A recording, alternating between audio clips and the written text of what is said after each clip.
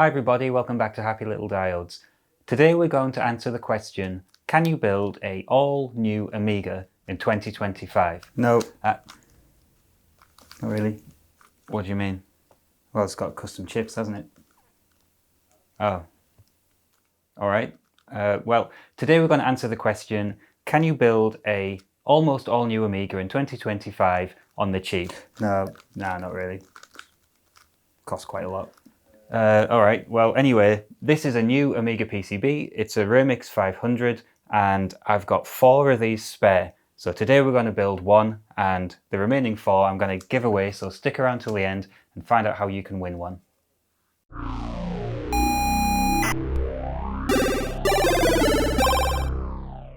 This video is obviously sponsored by PCBWay, who have provided these Remix 500 PCB boards while donating 10% of the cost to the author of the PCBWay project page. Go there and follow the links to get to the GitHub where you can get the schematics, the models, the Gerbers, everything you need to understand this board inside and out, and it's a great resource for helping you along while building it. While you're at it, check out PCBWay's project pages where you can find all kinds of stuff going on, cool new ideas, including this mechanical keyboard for an Amstrad CPC464, which I think is super cool. PCBWay isn't just a shop or a prototyper, they also have educational videos to help you on your journey of creating your own gizmos. Go check them out, there's always something interesting going on at PCBWay, and they will produce fantastic quality prototypes for your own gizmos.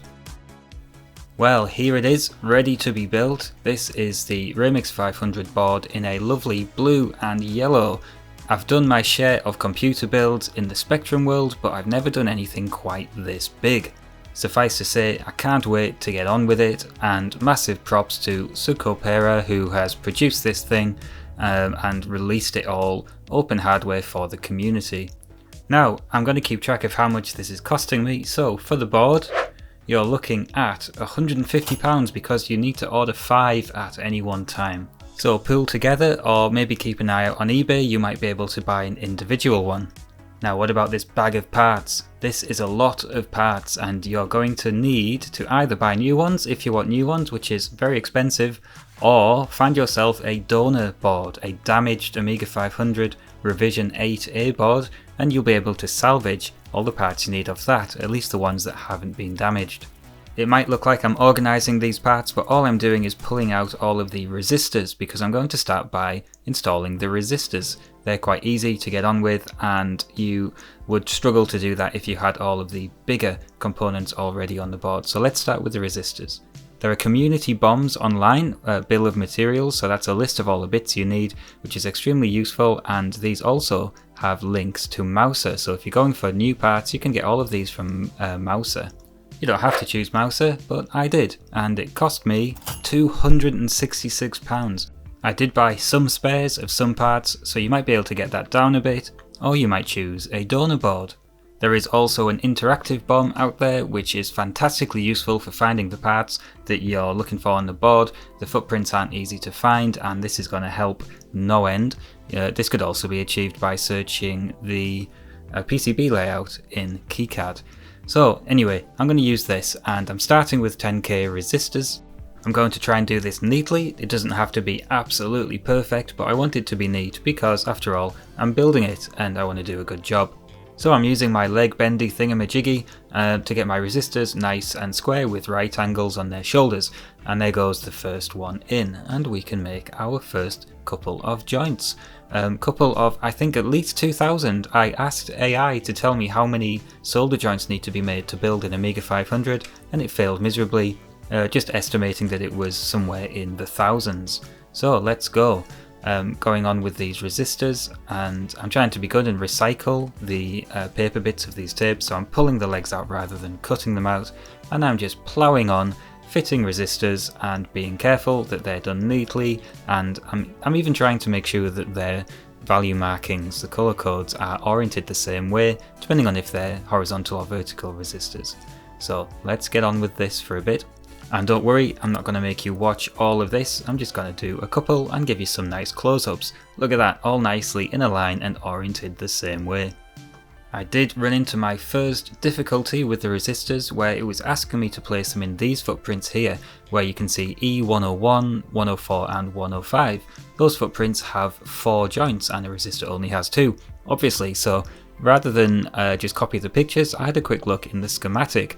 I found the corresponding symbols here and they appear to be feed-through capacitors. More on them later. It's a couple of inductors and a capacitor by the looks of it, but the community bomb seems to suggest that these can be replaced with resistors, and I'm going to trust the community bomb because they know a lot more about this than me, and I'm going to assume that the resistors need to go from pin 1 to pin 3 of what we can see on this schematic.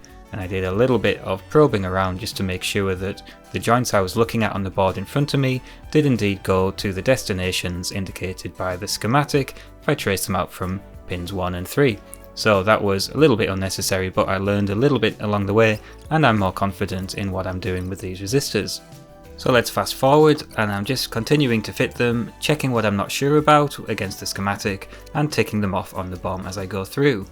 Next, we do have a whole load of feed-through capacitors that we need to fit. There's a preview of what they're going to look like, and these things have 3 legs, and you'll notice that this is footage from the live stream where we all worked together to build this thing live on the channel, which I really enjoyed doing actually. It was cool to chat to everyone while we're doing it.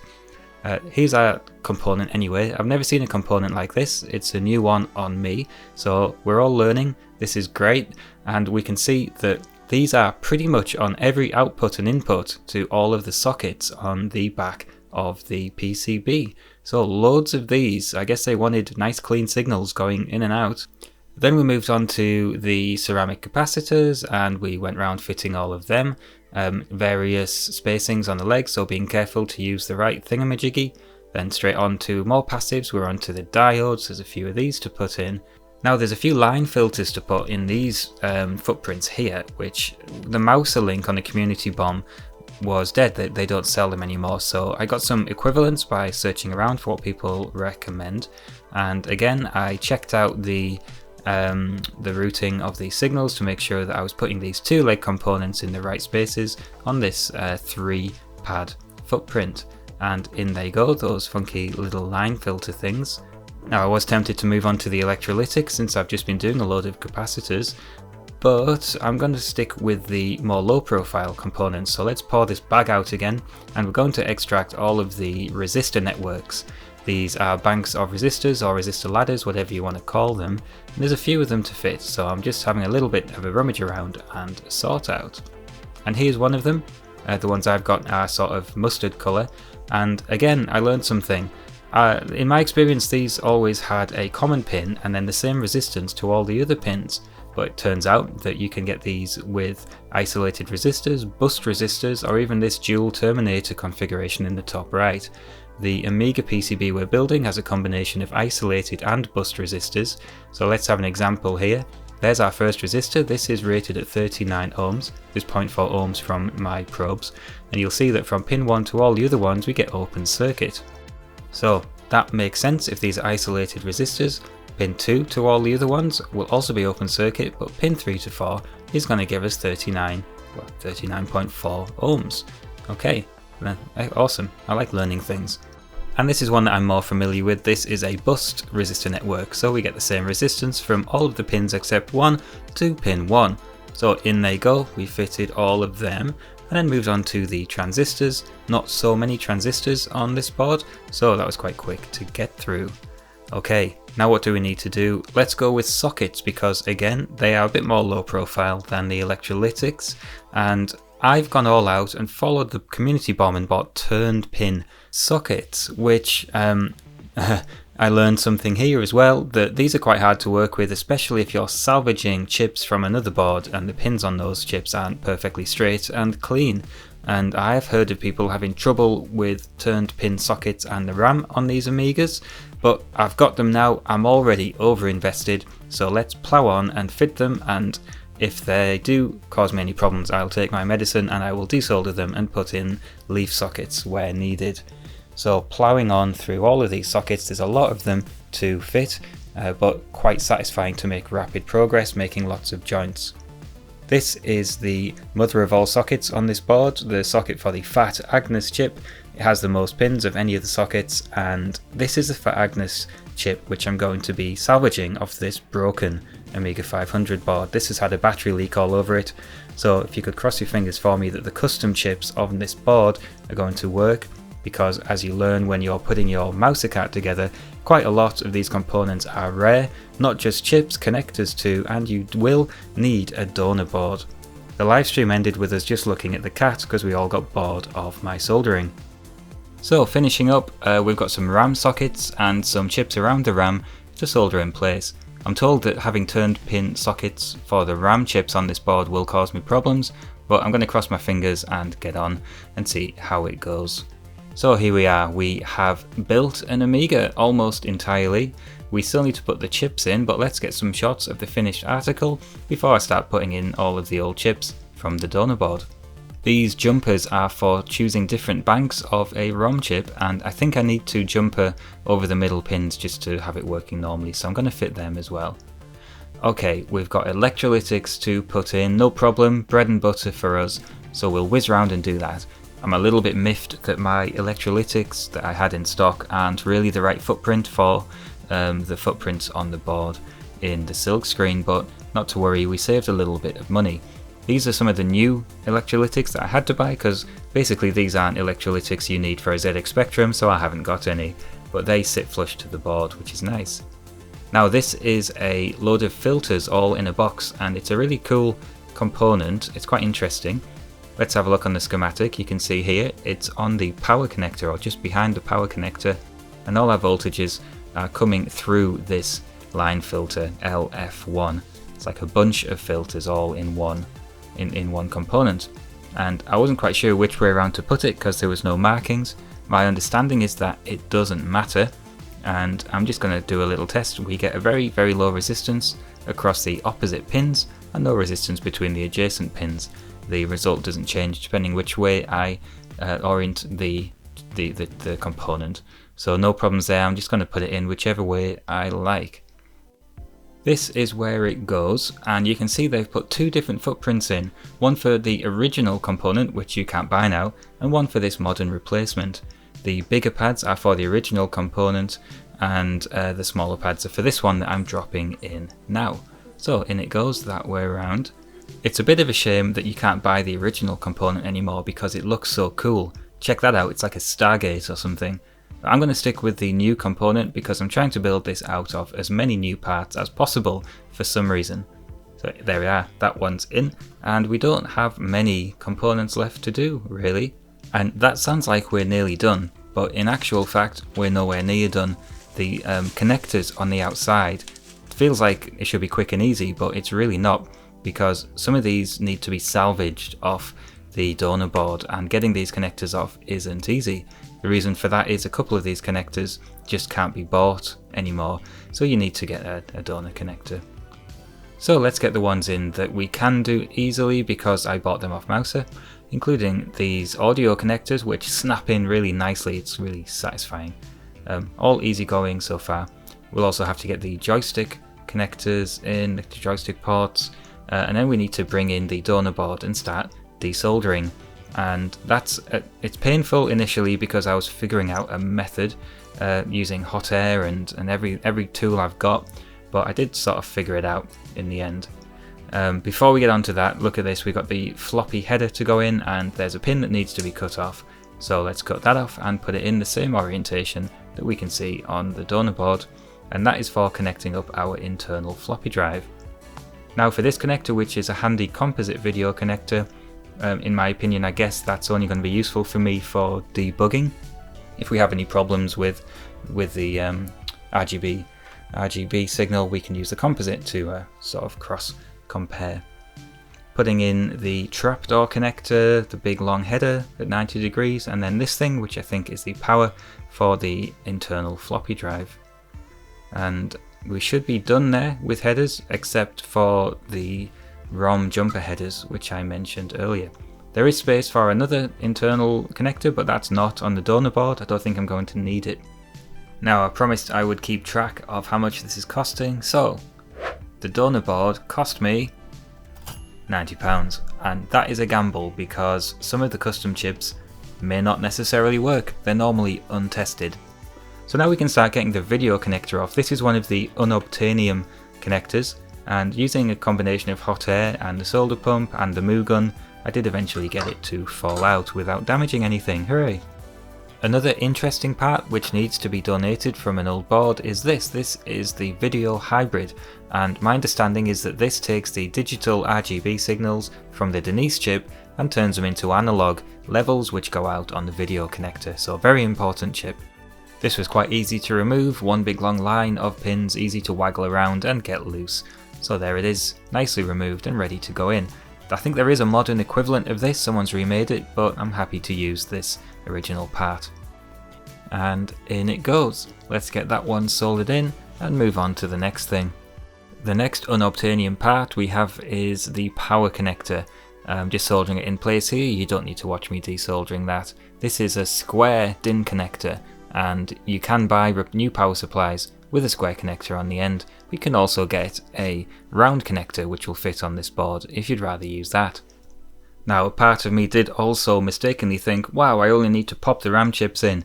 I've soldered all the sockets in, but no, I need to desolder them all from this board because, again, I don't think you can buy these, or at least not very easily, and well, I could have got a modern replacement board, but I want to have the original RAM chips in if I can. I just consider these as unobtainium parts that I can't buy new, so I'm going to get them all out. So I started trying to kind of pre-soak the board, go with the moo gun, but the problem I was getting was the legs had all been bent at 90 degrees after the chips had been poked through when they were manufacturing this thing way back when. So the moo gun wasn't being particularly effective because the legs weren't standing up straight. So I did manage to refine my technique, as we'll see in a bit, but in the end getting the chip out after straightening all the legs was a case of heating up the footprint and gently encouraging it out, just with the weight of a screwdriver rattling around, not prying or pulling on it. And we got them all out in the end.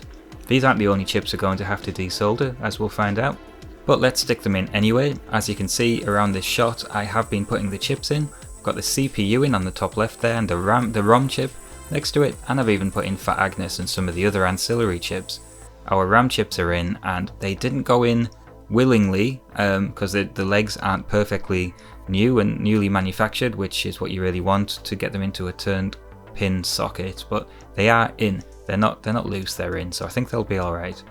Now this is the clock chip. It's something to do with the clock generation, and there's an option to replace this with a modern equivalent, but I've decided to remove it and plug it in. Now with this old original clock chip you have to include a couple of other ancillary components, including a trimmer capacitor. So we'll remove those two and we can put it all into the new board. There it is, it's an OKI chip, and you can see on the right here we have a couple more components. I'm just trying to put the trimmer capacitor in now, and it doesn't fit. The joints are too small. Huh? Now I wonder if I don't suspect there are any design flaws on this thing, but it's a bit unfortunate that the original part doesn't go in. So here's the schematic. You can see Y9 and TC9, TC9 being the problem here.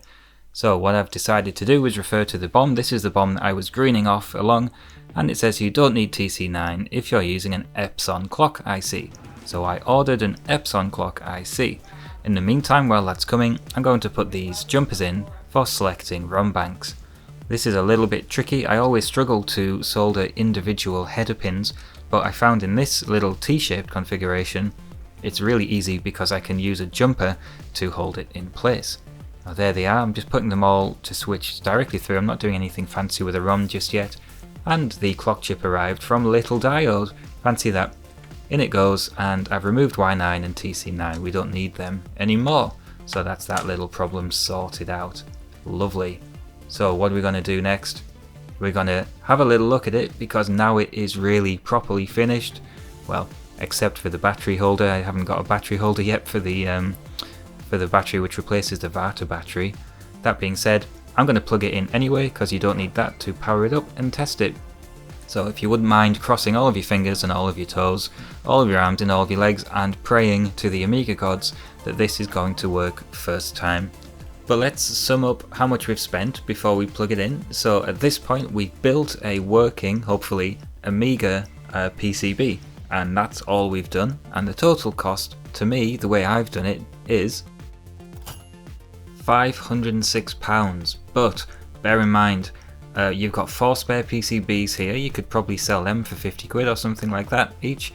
I've gone for all new parts, but if you've bought a donor board, then you have a lot of donor parts already. So if you don't want to go with as much new as possible, use the donor board, save yourself potentially £200 from Mouser.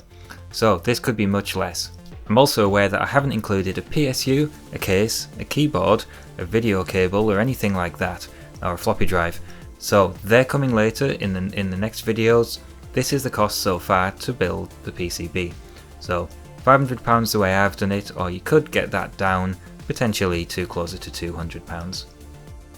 Let's get the power supply. I'm going to talk a little bit more about that in the next video, and we'll get the video cable as well. Again, I'll talk about that in the next video. Get everything plugged in ready before we turn on the power. Okay, audio 2, and here we go. Yes, it's worked. Look at that. That is the Kickstart 2.0 ROM boot screen. And has anyone noticed that something isn't quite right? Yeah, I'm cheating. I've paused it. This is what it really looked like. Something is going terribly wrong, and I know nothing about Amigas, so we're going to have to start a little diagnostic journey. If you are an Amiga expert, you may already have figured this out just by looking at this screen.